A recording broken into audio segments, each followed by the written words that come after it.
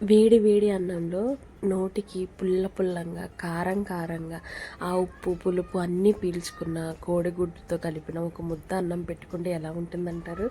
Hi అండి, welcome to పొరిగింటం పులుగు రుచులు. నేను ఈరోజు మీకోసం బ్యాచిలర్స్ కావచ్చు, వంట రాని వాళ్ళు కావచ్చు, ఎవరైనా సింపుల్గా చేసుకునేలాగా పక్కా పల్లెటూరు స్టైల్లో కోడిగుడ్డు పులుసు ఎలా చేయాలో చూపించబోతున్నాను.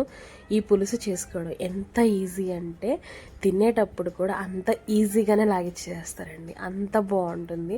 గుడ్డు అనేది కాస్త హార్డ్ అయ్యి ఆ పులుపు ఉప్పు కారం మొత్తం లాక్కునేసి టేస్ట్ అయితే అదిరిపోద్ది. ఇంకో 2-3 గుడ్లను తినే అనిపిస్తుంది, అంత బాగుంటుందండి. సో మీరైతే ఈ వీడియో మొత్తం చూసి లైక్ చేసి సేవ్ చేసి పెట్టేసుకోండి. మరి ఇంకెందుకంటే ఆలస్యం, ఇంత మంచి రెసిపీని ఎలా చేయాలో చూసేద్దామా. మీరు కనుక మన ఛానల్కి ఫస్ట్ టైం వస్తే వెంటనే సబ్స్క్రైబ్ చేసుకొని మన ఫ్యామిలీలోకి వచ్చేసేయండి. Let's go. దీనికోసం మనం ముందుగా గుడ్లు తీసుకోవాలండి. గుడ్లు వచ్చేసి మనకి ఎన్ని కావాలో అన్ని ఫుల్ మునిగేంత వరకు నీళ్లు పోసేసి దాన్ని ఉడకబెట్టేసుకోవాలి ఒక 15 నిమిషాలు.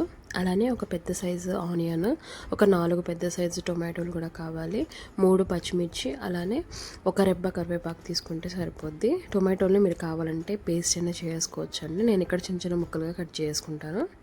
అలానే మనకు ధనియాల జీలకర్ర పౌడర్ వచ్చేసి ఒక స్పూన్ ధనియాల పొడి, 1/2 స్పూన్ వచ్చేసి జీలకర్ర పొడి, ఒక స్పూన్ నిండగా అల్లం వెల్లుల్లి పేస్ట్, మెంతులు ఒక 1/2 స్పూన్ కావాలి, 1/2 స్పూన్ కంటే తక్కువే తీసుకోండి, పోపు దినుసులు, సాల్ట్ టేస్ట్ తగినంత, పసుపు, కారం వచ్చేసి ఒక 2-3 స్పూన్లు తీసుకోండి.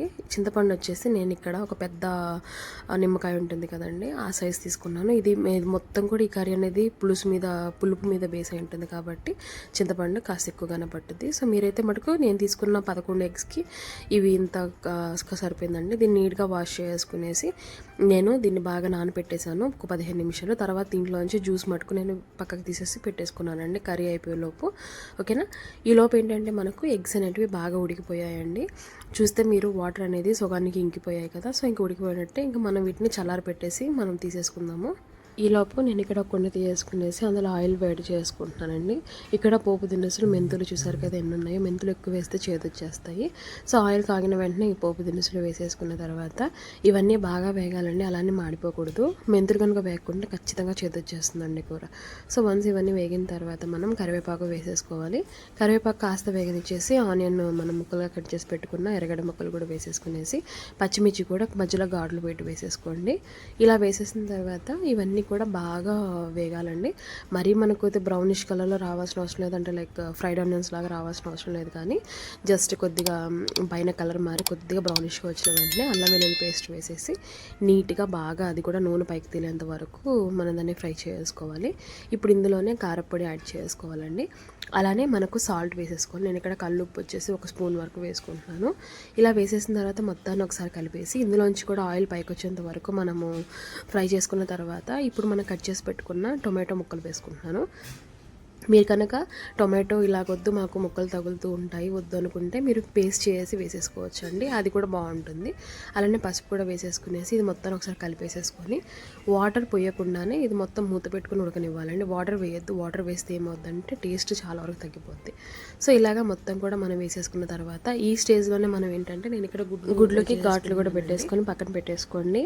నేను ఇక్కడ ఇప్పుడు ఏంటంటే మనం ఇందులోనే మనం తీసుకున్నాం కదా ధనియా పొడి, జీలకర్ర పొడి కూడా వేసేయాలి. నేను మర్చిపోయి ఏం చేశానంటే ముందుగా చింతపండు వేసేసాను. సో మీరేంటంటే ఈ చింతపండు గుజ్జు కంటే ముందు ఒకసారి ధనియాల పొడి, జీలకర్ర పొడి వేసేసి మొత్తాన్ని కాసేపు ఆయిల్ పైకి వచ్చేంత వరకు ఫ్రై చేసిన తర్వాత చింతపండు గుజ్జు వేయండి. సారీ ఫర్ దట్ అండి, నేను తర్వాత యాడ్ చేసుకున్నాను. టేస్ట్ ఏం మారదు, బట్ వేగదనేసి కొంతమందికి ఫీలింగ్ ఉంటుంది కాబట్టి చెప్పాను అంతే. ఓకేనా. సో ఇలా వేసేసిన తర్వాత సాల్ట్ అడ్జస్ట్ చేసుకున్నాను. నాకు కొద్దిగా సాల్ట్ తగ్గింది కాబట్టి ఇంకొద్దిగా సాల్ట్ వేసేసుకునేసి అలానే పులుసుకు తగినన్ని వాటర్ కూడా ఉండాలండి. పులుసు కాబట్టి వాటర్ కొద్దిగా ఎక్కువగానే పడుతుంది. నేను ఇక్కడ మొత్తము ఒక 1/2 లీటర్ పైన వాటర్ యాడ్ చేసుకున్నాను చింతపండుతో కలిపి. సో ఇలాగా మొత్తం కలిపేసిన తర్వాత మనం ఏంటంటే బాగా ఇది మొత్తం బబుల్స్ వచ్చేంత వరకు బాగా ఉడకనివ్వాలండి. ఇలాగ ఒక 5 మినిట్స్ ఉడకనిచ్చామనుకోండి పులుసు పచ్చివాసన లేకుండా ఉంటుంది. అలా అని చెప్పి 5 మినిట్సే కాదు, ఇంకా పడుతుంది టైం. గుడ్లు వేసే ముందు ఒక 5 మినిట్స్ ఉడకనివ్వండి. 5 మినిట్స్ ఉడికిన తర్వాత ఇందులో మనం ఆల్రెడీ బాగా పైన ఒలిచేసేసుకునేసి ఘాట్లు పెట్టుకున్న గుడ్లు కూడా వేసేసుకోండి. దీనికోసం మనం గుడ్లు ఫ్రై చేయాల్సిన అవసరం లేదండి, ఫ్లేవర్ పోద్ది. ఫ్రై చేసినంత మాత్రాన ఏం టేస్ట్ పెరగదు. సో ఇలా వేసేసిన తర్వాత ఇది మొత్తాన్ని కూడా మనము జాగ్రత్తగా చూసుకుంటూ ఆల్మోస్ట్ ఒక 15 మినిట్స్ ఉడకనిచ్చామనుకోండి. కన్సిస్టెన్సీ అనేది చిక్కగా రాదండి, పులుసు అనేది చిక్కగా గ్రేవీ లాగా వస్తే ఇంకా పులుసు అని చెప్పాల్సిన అవసరం లేదు.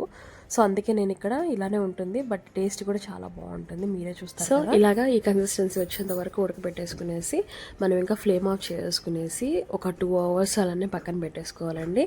మీరు కాంటే అప్పుడే తినొచ్చు, బట్ 2 అవర్స్ తర్వాత ఏమవుతుందో నేనే చూపిస్తాను ఉండండి. 2 అవర్స్ తర్వాత మీరు చూసారంటే ఎగ్ కలర్ అంతా కూడా మారిపోయింది. ఏదో కూరలో ఉన్న పసుపు ఉప్పు లాక్కునింది అనుకోవద్దు. ఇందులో పసుపు కాదండి, ప్రతి ఒక్క పులుపు, కారము, ఉప్పు, ప్రతి ఒక్క ఫ్లేవర్ కూడా గుడ్డు బాగా పీల్ చేసుకుంటుంది. టేస్ట్ అయితే బాగా గట్టిగా తినే వాళ్ళకైతే ఎగ్ అనేది 2-3 ఎగ్స్ తినాలనిపిస్తుందండి.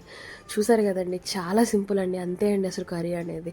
మీరు ఈజీగా చేసుకోవచ్చు. మీరు కావాలంటే టొమాటో పేస్ట్, మేము ఇలాగా ఈ టొమాటో అక్కడక్కడ తగులుతూ ఆనియన్ ముక్కలు తగులుతుంటే బాగుంటుందని నేను ఇలా చేసుకుంటున్నాను. కానీ సింపుల్గా టొమాటోని పేస్ట్ చేసి వేసేసుకుంటే మటుకు మీకు బాగా కొద్దిగా థిక్గా కూడా ఉంటుందండి గ్రేవీ అనేది, మీ పులుసు అనేది. సో ఖచ్చితంగా ట్రై చేస్తారు కదండి. మీరు ట్రై చేసి ఎలా వచ్చిందో నాతో షేర్ చేసుకోండి. అలానే మీ ఫ్రెండ్స్ అండ్ ఫ్యామిలీతో కూడా ఈ మొత్తం రెసిపీని షేర్ చేసుకునేసి లైక్ చేయండి, సబ్స్క్రైబ్ చేసుకొని మన ఫ్యామిలీలోకి రావడం మటుకు అస్సలు మర్చిపోవద్దండి.